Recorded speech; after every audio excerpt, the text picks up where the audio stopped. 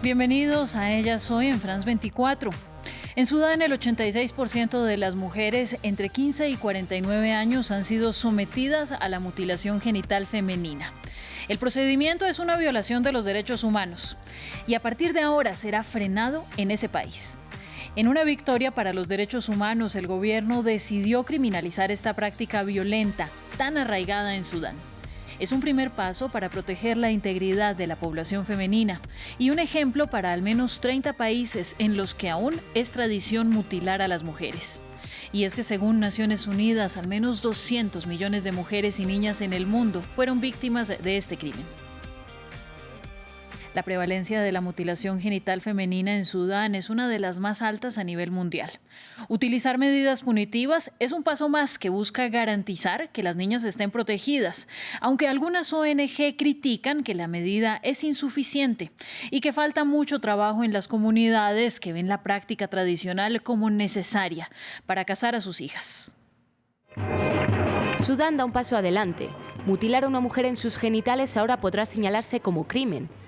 Tras el derrocamiento del dictador Omar al-Bashir, hace poco más de un año, el Consejo de Ministros y el Consejo Soberano, instaurados en la nación africana, hacen una transición hacia la democracia y hacia el respeto de los derechos básicos. Y eso incluye la prohibición de la mutilación genital. La mutilación genital femenina es una tradición muy dañina. Es casi tan sagrada como la Sharia o la ley actualmente en vigor. Antes la gente recibía tatuajes de henna, animaba y celebraba para marcar un corte genital.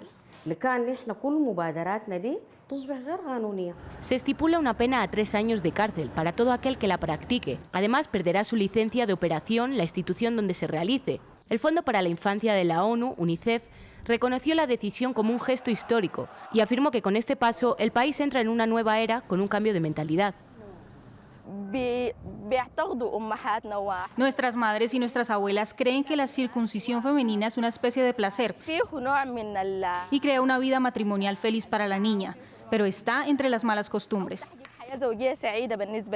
En 2017, cuando aún gobernaba al-Bashir, el Parlamento propuso la aprobación de la ley contra la ablación, bajo la influencia de grupos radicales que la defendieron como una herencia social. Bajo este argumento, al día de hoy casi 9 de cada 10 mujeres y niñas en Sudán han sufrido la extirpación parcial o total de sus genitales.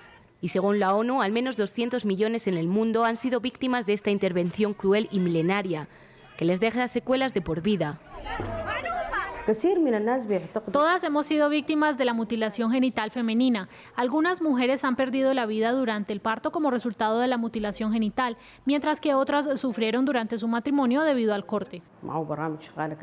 Más de la mitad de las afectadas se concentran en Egipto, Etiopía e Indonesia. En estos países la ablación está prohibida por ley, pero se sigue practicando de forma clandestina.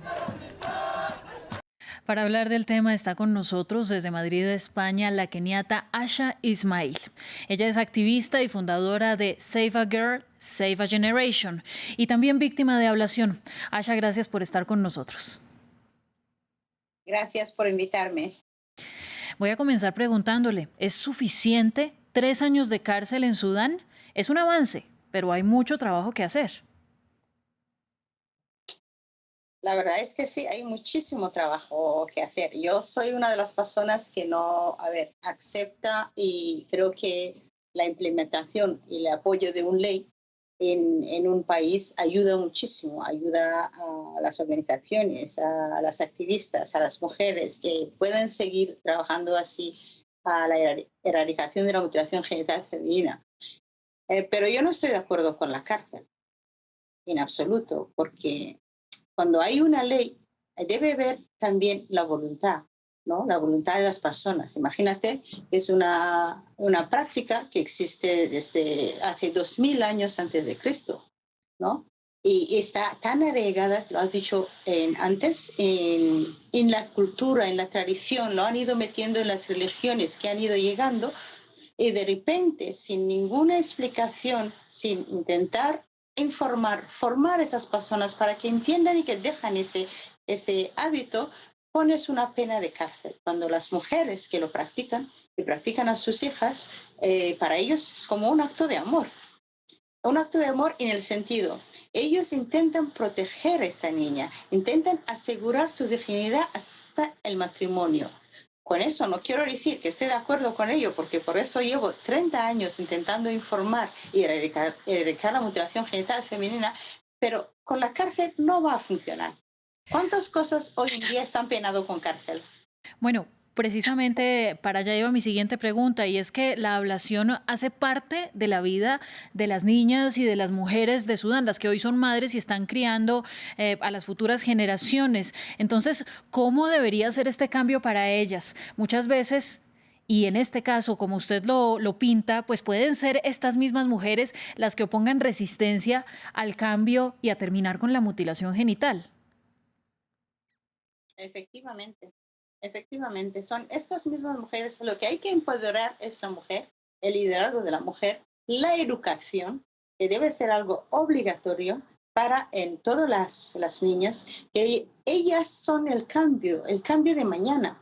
Las mujeres activistas y toda la lucha han conseguido lo que hay hoy, que existe una ley. Ahora tienen que ir a un paso más, ¿no? Reforzar ese poder de las mujeres para que abandonen este hábito, ¿no? Eso depende de ellas. Con el apoyo de la ley, pues sí lo pueden conseguir. Mire, usted desde el conocimiento trabaja para evitar que más mujeres sufran las consecuencias de la mutilación genital femenina. ¿Puede una mujer volver, por ejemplo, a sentir placer, a tener una sexualidad sana después de estos procedimientos? ¿Cuáles son las consecuencias que se producen para una mujer que ha sido sometida a la ablación? Son gravísimas las consecuencias y son permanentes. Desde el momento que te practican la mutilación genital femenina, ya han cambiado tu vida permanentemente, ¿no? Las consecuencias son permanentes, pero también depende de cada persona, ¿no? Depende de cada mujer el tipo de mutilación genital femenina que le han practicado, porque son diferentes. Existentes hay ahora mismo en tres tipos de mutilación genital femenina conocidas. El más grave, por ejemplo, que también lo practicaban en Sudán, es la infibulación. Ese tipo de mutilación genital femenina te destroza en el día de tu matrimonio, te destroza cuando vas a tener tu primer bebé. Puedes morir en el acto cuando te están practicando ese tipo de... Entonces, la gravedad son diferentes y cada mujer lo vive de una manera u otra, ¿no? No todo el mundo le afecta de la misma manera. Hace poco, el otro tema que me preguntaste, como si se sienten placer, ¿no? Las mujeres. La idea inicial de practicar la mutilación genital femenina a las niñas es quitarle ese placer, ¿vale? Pero ¿qué pasa? Lo que no sabían es que no funciona para todas, ¿vale? Es, por ejemplo, cuando hacen el corte del clítoris, normalmente el clítoris, pues sabes que hay mucho más ahí abajo, y hay un tipo de mutilación genital femenina que cortan la parte visible del clítoris. Pues eso es lo que traumatiza a la mujer. A lo mejor no le hace atrever a hacer nada, pero una vez que descubra, y es una de las cosas que estamos intentando educar a las mujeres, es una vez que descubra su cuerpo, pues puede tener placer. Le cueste un poquito más, ¿no? Le cueste superar ese trauma, superar ese vergüenza, superar todo lo que le han metido en la cabeza, que ya las mujeres cortadas no pueden tener placer. Pues eso es falso y lo estamos desmontando. Bueno, ya para finalizar, nos acercamos al final del programa, Asha, pero quisiera cerrar con las cifras de prevalencia de la mutilación genital femenina en el mundo. La ONU, que es la organización que más registros mantiene, tiene cifras de 2004, de 2006. Estamos en el año 2020. Entonces no sabemos con certeza qué tanto está sucediendo esta práctica tan cruel todavía en el mundo. Efectivamente, no se sabe porque los últimos estudios son lo que hay ahora mismo. No hay estudios actuales para decirnos las cifras exactas. Ahora mismo se baraja como 30 países que se practica África y Asia, pero hace poco han entrado India, han entrado muchísimos otros países y son casi 92 países las que practican la mutilación genital femenina en el mundo. Obviamente el número es mayor que 200 millones de mujeres. Pues Asha, para finalizar, el mensaje para las mujeres, esto no solamente sucede en Sudán, sucede en muchos países africanos, pero también en países latinoamericanos. En muchos países alrededor del mundo aún se considera una práctica ancestral. ¿Cuál es el mensaje de educación para las mujeres? Que lo podemos parar. No debemos hacer lo mismo que nos han hecho a nosotras.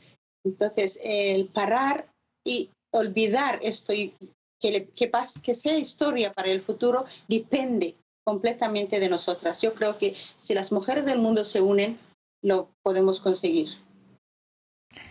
Bueno, Asha, pues muchas gracias a usted por haber estado con nosotras en Ellas Hoy. Vamos a volver más adelante y esperamos que en Sudán esta sea solamente la primera de muchas medidas que se puedan tomar. Recordemos que Sudán es precisamente uno de los países con mayor prevalencia de esta práctica tan ancestral y tan difícil de sacar de la mente de la cultura. Muchas gracias a ustedes por estar con nosotros. Sigan en France 24 y nos vemos próximamente.